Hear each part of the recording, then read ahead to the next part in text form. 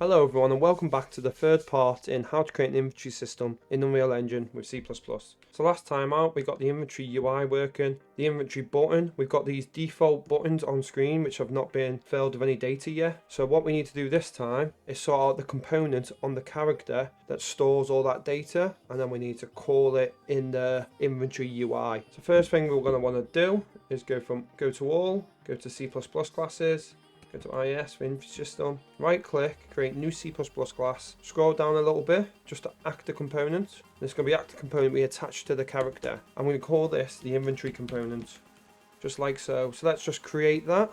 Perfect, live coding was complete. I've taken all the comments out the header and the CPP. I've also deleted tick in the header and the CPP, and I've just changed B can never tick. I'm going to change that to false.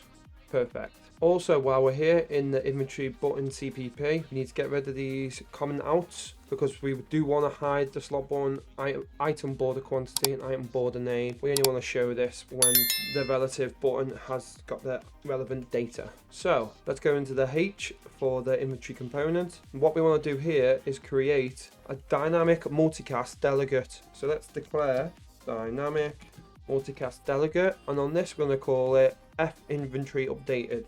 F on inventory updated. So essentially when we update the inventory, we'll now send out a signal to anything that has the inventory component to let it know we've updated it. Perfect, so that's just there. And then in the public, we want to get the variable for this on inventory updated so we can broadcast it out. And let's say when we add an item to say we've updated it, or let's say if we want to have a remove item. First off, we're doing a U property for it. This is going to be blueprint assignable in under a category of, assignable wasn't assigned there, blueprint assignable, category of, let's say, just put inventory. Perfect. We need quite a couple of them, so I'm going to do a couple there. So the first one is going to be F on inventory updated. It's already done it for us on inventory updated. So in the next one, we're going to create a function. It's going to be a bool. It's going to be add item. It's going to take in F item data from interactable base, and we want to do the include for this one. Perfect. Item data. That's perfect. We essentially want the same for remove. So I've moved that down here. Let's just type in remove item. Perfect. Unfortunately, I've just noticed there's a problem. It was supposed to be a U function, not a U property. So let's change that to a U function. Perfect. That's going to be U function blueprint callable, not blueprint assignable. Sorry about that. Blueprint callable. Let's duplicate that. And that's remove item done as well. Underneath that, we need update item. So let's just duplicate this, change it to how we need it. So this could be update item. Perfect. And that's going to take in an index as well. So int 32, and then we'll call it identity. And in there is index. Don't need the comma then. Update item. Underneath this, we need another U function. Get rid of that U property because it's getting in the way. Quite a lot of functions in this one. So this one's going to be an F item data. The type we're passing through. I have a bool. That needs to be changed to void. Jumping ahead of myself here. And this one's going to be get item. And this is going to take in int 32 of index. It's going to be a const. That's that one done. Perfect. We also need one more blueprint callable U function. Hold D to duplicate, and then hold Alt on it, and it takes you down to the next line. Alt with the arrow keys. Perfect. Next one is int 32. Let's get inventory size. And then here we'll return a variable we haven't created yet. So it's going to be a const, and this is going to return inventory size. Obviously this hasn't been created yet, so that's fine. We're going to do another the same U function again. It's going to have a T array of F item data, and it's going to be the items. It's going to be a const, and it's going to return items, which we also need to create, which is an array. So return items. We haven't created items yet, we will create them now. So let's make a protected section. In the protected section, we need a U property of, let's just edit the defaults only, we'll have, and then the category will be inventory again. And this will be the inventory size. So int 32 inventory size. I'm just going to equal that to 15. Perfect. Then we need another U property. This one's going to be visible anywhere. And this is going to be the T array for getting the items. So T array, F item data, and items. That's perfect there. So let's create these functions, these four. right click, generate definitions. Perfect, we've got them in. I don't think we really need begin play, so I'm going to get rid of that as well, thinking about it. Get rid of that. Bye begin play, we don't need you. It's perfect. So first up in add item, we're going to do a range based for loop. So I'm going to do for, and it'll be f item data. There's going to be a reference, and we're going to have an item, and it's going to be existing items. Existing item, I'm going to get out of items.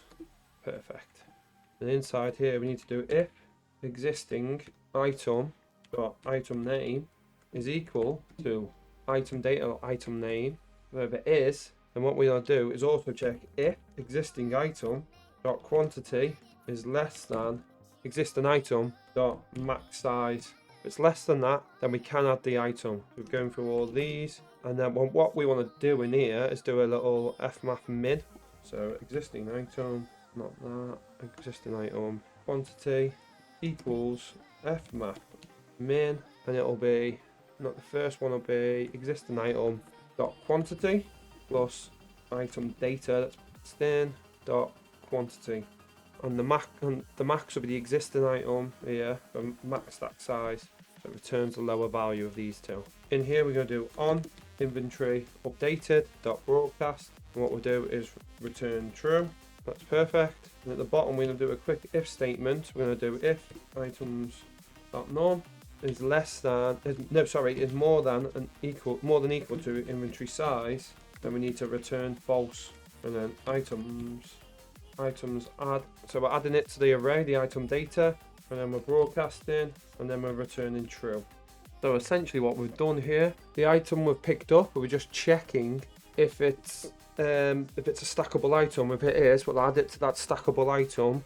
Instead of adding a new button, we're going to be adding it to the quantity of that item. So let's say it's 2 AR4s. So we've got one in our inventory, and we pick another one up. We don't want to add another UI button in that we can drag and drop and select. We want it to increase the quantity. So that's what that does. And if it isn't that, it'll return out. It'll go through the range based for loop. After it's done that, it'll check if the amount of items in the array.num is more than the inventory size. So let's say we've got 15 items in there and the inventory size is 15, then we just return false straight away. If not, we're adding that item to our array, and then we're broadcasting we've added a new item, so that'll create a new button and that'll return true. So hopefully you all understand how I've explained that there. I've tried my best to explain it. If you don't understand, if you leave me a comment, I don't understand what the add item's doing, I'll try and explain it better in message. Sometimes I elaborate better over message, I'd say. Right, now in remove item, I've just noticed I've made a big error, so let's just go to remove item here, and this is supposed to be int32 index. So Control C, Control V over that, Control V, and then go back into the CPP, and let's just change it there. So that's perfect. So the first thing we're going to do in here is do if not, so exclamation mark, items dot is valid index. Then what we want to do straight away is return out. So yeah, return false. If it is a valid index, what we want to do is we're going to use items dot remove at index, and then what we're going to do is broadcast, and that's auto corrected for me, and then return true. So that means we have removed an item. Now on update item, what we want to do in here is check if, or exactly the same as the last one, and then we just want to return. So items is valid index, exclamation mark, and then return. And in here, if it is a valid index, what we want to do is get items, square brackets, index, square brackets, and this will be equals item data. So that's perfect. And then what we want to do again is broadcast. Perfect. And last but not least, it's get item. And in here, we want to do another return, and this will return the f item data if it's not a valid index. Else, we'll return items index. So that one's pretty easy, get item. So that's all perfect. We've created the inventory component, we've done the add, we've done the remove item, we've updated the item, and we're getting the item. Let's say if we want to get that item for when we're dragging it or using it. Perfect. Next thing we need to do is go into the character, and in the character, what we want to do now is create the component. So what I'm going to do is copy that, Control D. After we Control D that, we just need to make a T object pointer, and this will be U inventory component. and then we'll forward declare that in here, and we'll call it inventory component. Perfect. Go into the CPP, go all the way to the constructor. I'm just going to put it underneath all this code. I don't really care about that code, get rid of it for the minute. So inventory component, and this will equal to create default sub-object. In here we'll new inventory component, and in here we'll have text inventory component. That's perfect. So now in interactable base CPP, what we want to do is, let's find that. In the CPP, when we on pressed interact, what we want to do now, dead quick, check if the character has a inventory component, and what we want to do is create a pointer for that. So this will be inventory, I'll call it. I'm going to equal that to character, because we've checked if the character is valid above here. And then with character, we want to find component by class, and that'll be inventory component, and then we can use that inventory in here. So what we can do in here is do inventory, and then we can call add item. I think I made a small problem here. Let me just double check. Yeah, I made a problem. These were all supposed to be in public, so let's just get rid of that. Now we can call them in inventory, in interactable base, sorry. And then in here we can pass in item data. Perfect. Now we've done that, what we can do is go into the inventory UI, because we're not updating the inventory UI. The first thing we're going to do in the public here, we're going to create a public section, is create a function. It's going to be void initialize inventory, and this is going to take in quite a lot of parameters. So the first one's going to be a U inventory. We're looking for the inventory component. So we've got the inventory component there, forward declared it, and then after that we need to get the character. So the AIS character, forward declare that, and it'll be character. We also need to create some private variables, private, and this will be a U function, void refresh inventory. Perfect. The one after that we also need is U property. This is going to have no parameters in the U property, and this is going to be a T object pointer to inventory component called inventory. The reason we're getting it here as well is because we'll initialize it here and have access to it throughout all of the inventory UI, because we're getting it in initialize, and then we'll initialize this inventory here so we can use it in any of the functions, so it's not just stuck in the scope of initialize inventory. The next one we need is another U property. It's going to be the character. I'm going to do exactly the same. It'll be a T object pointer. It's going to be AIS character, and we'll call that, this will be comp, this one's character instance.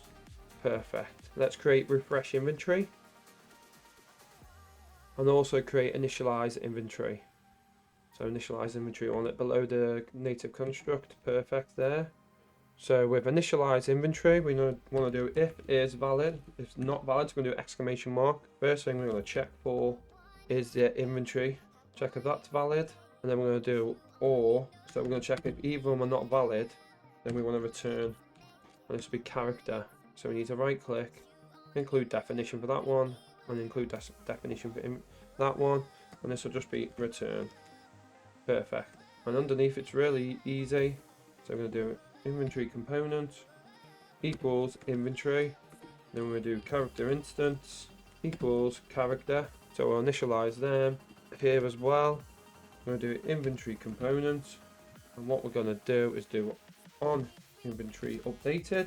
So the delegate dot add dynamic, and we'll do this, and then the function we want it to call. So refresh inventory. So every time we call on inventory updated, it'll refresh the inventory. So how we do that now in refresh inventory is we also need to do some more error checking every time. Is valid inventory components. We need to check if it's not valid, then return as usual. We don't want to go in this function, cause loads of errors. And then first thing we want to create is a const T array, and this will be of F item data reference items, we'll call it, and this will equal inventory component get items. We'll capitalize that I. That's perfect. The first one we're going to do here is for int 32. It's 4 in 32 I. That's auto corrected it for me then. Sorry about that. Inventory slots dot none we want. So we'll loop through inventory slots. The amount we have, so let's say that's 15. It'll loop through it 15 times.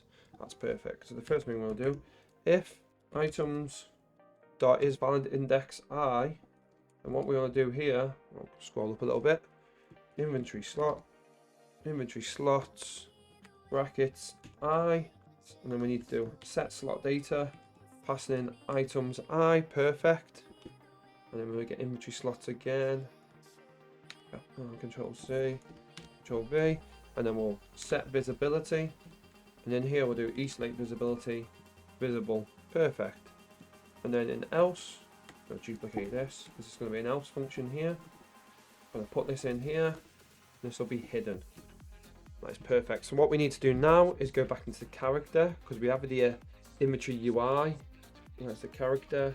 On begin player, we're going to do inventory UI, initialize, inventory. That's perfect. And what we want to pass in is the inventory component this character's got.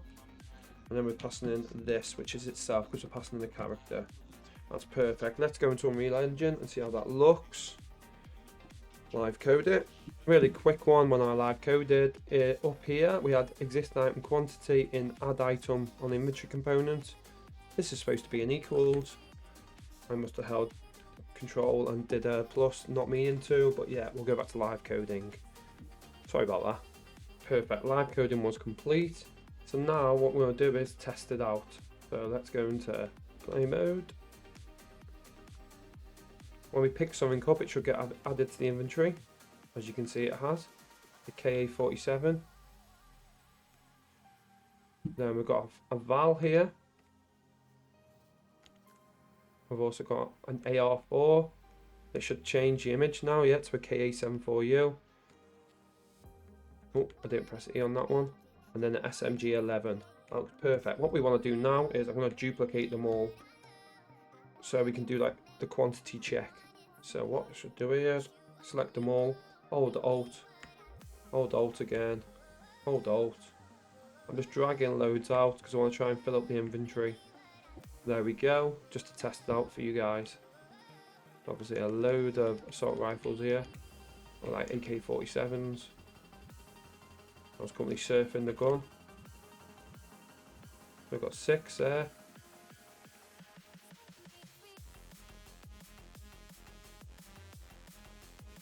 Doing the KA vals.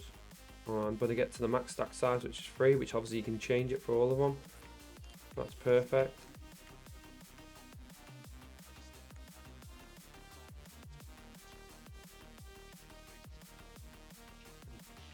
Just flung one away again. Picked them all up.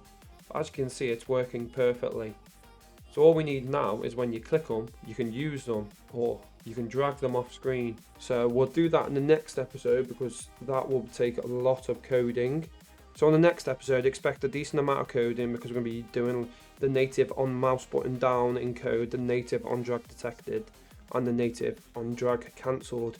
So there'll be a fair amount of code in there. I don't know if any of you have used those functions before. They are Unreal Engine functions which we do not create ourselves. They are part of the engine and we'll try and utilise them as best as possible. But yeah, hopefully you're enjoying this series. I don't usually do this many videos on a certain system, but this is going to be a 4-part series and I hope you're enjoying it. I have got some other ideas from other series in the future. Maybe creating a full like 2.5D game or first person or third person shooter. But yeah, I hope you're all enjoying it. Please give it a like if you're enjoying it. Comment and subscribe if you're not already subscribed. But yeah, thank you very much for watching and I will see you in the next one. Have a nice day. Goodbye.